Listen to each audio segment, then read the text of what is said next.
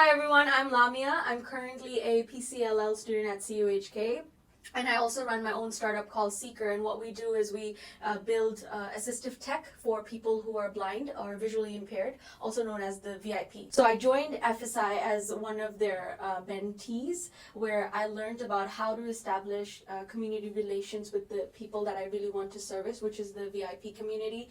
So after my mentorship program, I'm still like an ongoing partner with FSI in the sense that I joined their board training program. So I joined the FSI board director training because I got a sponsorship from PwC. They were sponsoring some of the seats for social impact leaders, and I was one of them.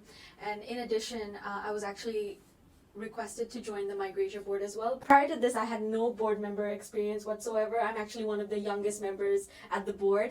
I came into the space with an open heart and an open mind, just wanting to learn what it is to be a board director. Now, there's a lot of sayings, and you can just Google what it means to be a board director, and they say that being a board director means you have to always think in the best interest of your company and gear towards that. But they don't give you concrete steps as to how do you do that. How do you establish connections with the people that you work, or how is it that you build that partnership with other people to ensure that your company is running.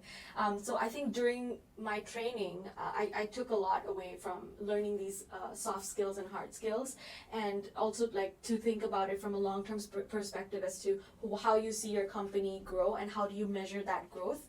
So those things were very practical for me. So sometimes I feel like when people at the board are making a decision, they're really far off from who their actual communities are or who they're actually serving.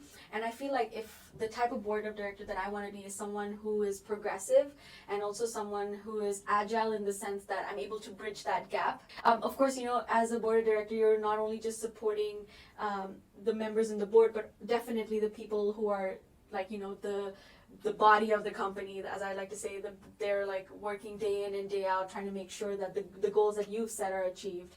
So yeah, that's the type of director I'd like to be. So I think being a board of director is such an important role, and I think my greatest takeaway from that is you don't have to be confined into a box and do things in a traditional way. I think a lot of the discussions we had in the course and what I learned from other people who are existing board members is how to do things a little bit differently, especially if you are someone who's working in the impact space. Impact measurement is so crucial. So to talk about this and how board of directors could assist that process was my key takeaway.